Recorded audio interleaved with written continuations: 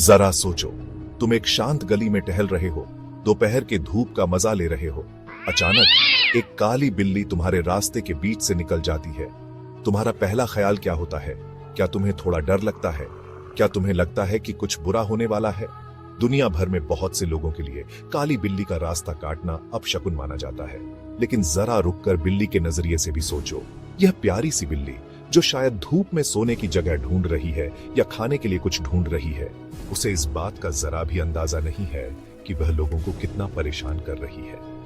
वो बस अपनी जिंदगी जी रही है और उसे क्या पता कि इंसान हर चीज में मतलब ढूंढते रहते हैं। सच तो यह है कि काली बिल्ली का रास्ता काटना बस एक बिल्ली का बिल्ली होना है। आखिर यह प्रथा कैसे शुरू हुआ? यह मान्यता कि काली बिल्लियां दुर्भाग्य का संकेत होती हैं, सदियों पुरानी है। मध्ययुगीन यूरोप में काली बिल्लियों को चुड़ैलों से जोड़ा जाने लगा और माना जाता था कि वे उनकी साथी होती हैं या खुद भेस में चुड़ैलें होती हैं।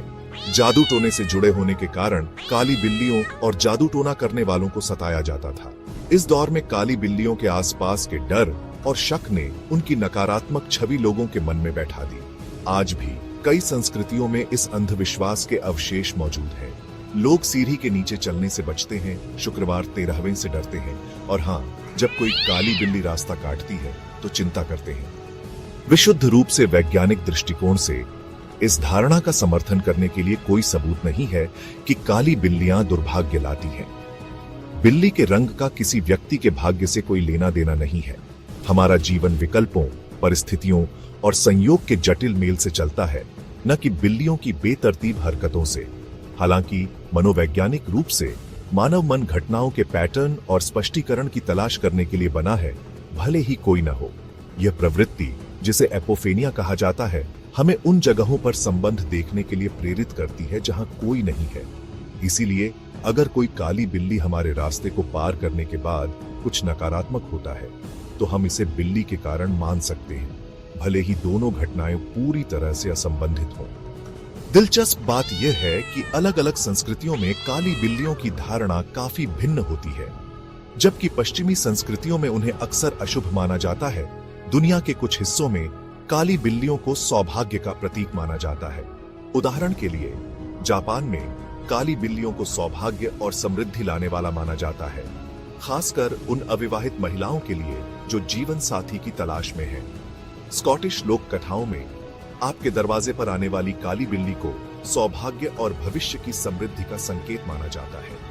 ये विपरीत मान्यताएं अंधविश्वासों की मनमानी प्रकृति और सांस्कृतिक संदर्भों को उजागर करती है कि कैसे हमारे आसपास की दुनिया की हमारी व्याख्याओं को आकार देते हैं। अगली बार जब कोई काली बिल्ली आपका रास्ता काटे, तो उसकी सुंदरता और गरिमा की सराहना करने के लिए कुछ समय निकालें।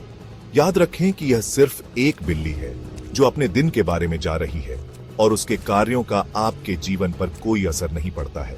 तर्कहीन आशंकाओं के आगे घुटने टेकने के बजाय तर्क और कारण को अपनाएं।